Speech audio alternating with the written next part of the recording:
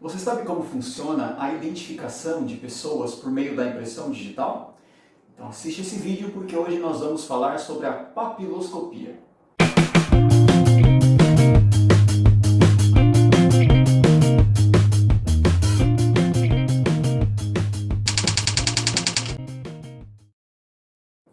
A papiloscopia é uma parte da criminalística que estuda a identificação de pessoas através das impressões papilares, das pontas dos dedos, das palmas das mãos e das plantas dos pés.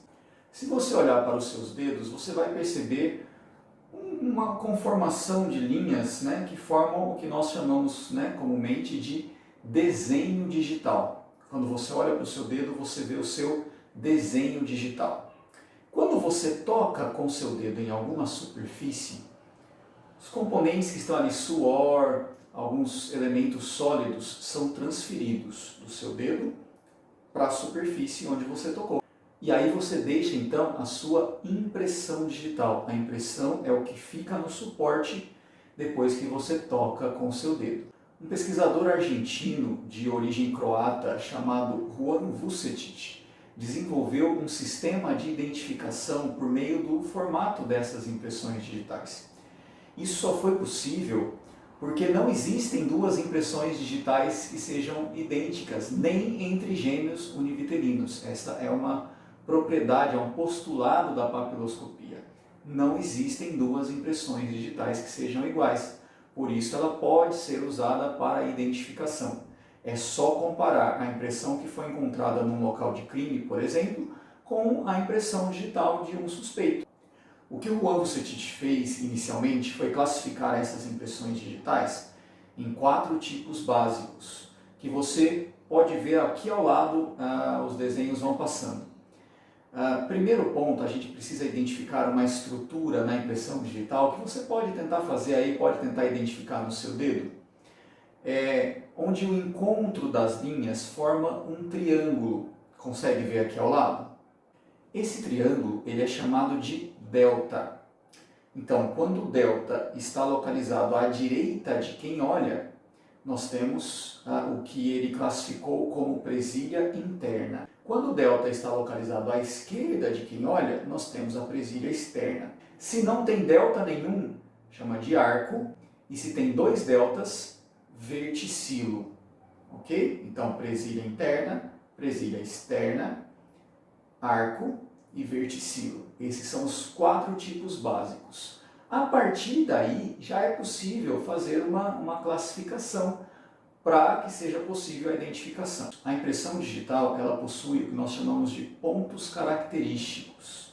Algumas situações, uma bifurcação de linha ou uma confluência, um começo de linha, um final de linha, uma ilhota, que é uma linha pequena que está envolta por outras linhas, ou um encerro, que você pode ver no exemplo aqui ao lado, quando a linha se abre e se fecha, formando como se fosse uma lagoa, tanto que o outro nome para o encerro é laguna. Aqui no Brasil, nós conseguimos fazer uma identificação de uma pessoa quando são observados 12 pontos característicos em comum na impressão digital analisada do local de crime com a impressão digital do suspeito. Então, se a gente acha 12 pontos característicos em comum, além, claro, de pertencerem ao mesmo tipo básico, então nós dizemos que aquela impressão digital ela está identificada com aquela pessoa. E é por isso que é tão importante que o trabalho da perícia seja feito no local do crime para poder coletar impressões digitais que possam ter ficado por ali. Porque com a impressão digital nós conseguimos comparar com a de um suspeito ou conseguimos colocar em um banco de dados. Hoje nós já temos sistemas que fazem buscas automaticamente em suspeitos que já estejam inseridos naquele banco de dados. A coleta da impressão digital no local de crime ela pode se dar de diversas maneiras, através de diversos métodos, dependendo da superfície e da condição da impressão digital. Normalmente, nós encontramos nos locais de crime as impressões digitais que chamamos de latentes. São aquelas que não podem ser vistas a olho nu. Então nós precisamos de alguma técnica para revelar essas impressões. A mais utilizada dessas técnicas é o uso do pó, aplicado através de um pincel como esse. Então o perito criminal pega o pó e aplica com o pincel de maneira bem suave para não destruir a impressão que possa haver ali. E esse pó ele vai aderir ali às substâncias presentes na impressão digital e aquela impressão vai ficar evidente. A partir daí, então, pode ser feito o decalque com uma fita adesiva, então a impressão é transferida da superfície para a fita adesiva, ou através de uma fotografia, utilizando ali a função macro da câmera. Essa técnica ela funciona muito bem para superfícies lisas, como vidro, acrílico e até metal. Mas superfícies que são porosas ou absorventes, essa técnica ela não funciona muito bem. Então nós precisamos de outras técnicas, outros elementos, como por exemplo o uso da ninidrina, que é uma substância que ela é borrifada, serve muito bem para papel, papelão, coletar impressões, né, deixadas em papel, papelão, coisas do tipo.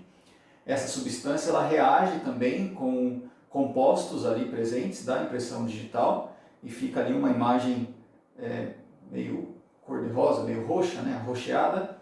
Então aí o perito criminal ou fotógrafo vai lá e bate uma fotografia bem de perto também para ver os detalhes da impressão.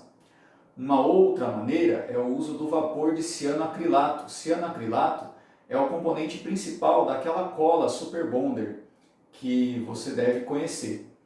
Então, quando a gente tem, por exemplo, um objeto e nós queremos ver se existem impressões digitais naquele objeto, um copo, uma taça, por exemplo, nós colocamos dentro de uma caixa apropriada, né, uma capela, e nós aquecemos ali o cianoacrilato para que se forme vapor. O vapor do cianoacrilato, quando entra em contato com o objeto e com a impressão digital latente deixada ali, ele se solidifica, ele forma uma camada ali exatamente com o formato da impressão digital. E aí essa impressão é coletada também por meio de fotografia. Esses métodos, essas técnicas que eu falei aqui, são usadas para impressões digitais latentes, que não estejam visíveis a olho nu. Quando a impressão está visível, isto é, né, quando o cara colocou o dedão sujo de sangue ou sujo de tinta, de graxa, a gente encontra também nos locais de crime, né? Aí a impressão não está latente, ela está visível. Eu consigo ver, porque houve ali a impregnação de uma substância bem evidente. Aí a gente simplesmente fotografa a impressão para poder fazer a comparação. Por fim, nós temos também as impressões moldadas. São aquelas deixadas sobre superfícies moles, massa de vidraceiro, argila, cimento. Então às vezes o cara deixa ali a sua marca, a sua mão e aquela impressão fica moldada em relevo. Aí nós podemos coletar essa impressão através da fotografia ou através de um processo chamado de moldagem. Nós colocamos uma substância ali, uma cera ou um gesso, que nós vamos conseguir formar ali um objeto que vai ter exatamente aquela forma da impressão digital. Aí nós retiramos, removemos e conseguimos transportar isso para o laboratório. Essa é a técnica da moldagem, serve para impressão digital, para pegada, para marca de pneu. Por isso ela é bastante utilizada, né, nas perícias de local de crime. Espero que você tenha gostado desse vídeo, que você tenha entendido qual é a natureza, qual é a função da papiloscopia na perícia de local de crime, no combate aos delitos, às infrações. Se você gostou, deixe o seu like aqui, compartilhe esse vídeo com mais pessoas e se inscreva no canal para ser informado sempre que um vídeo novo for postado por aqui. Um abraço e até a próxima!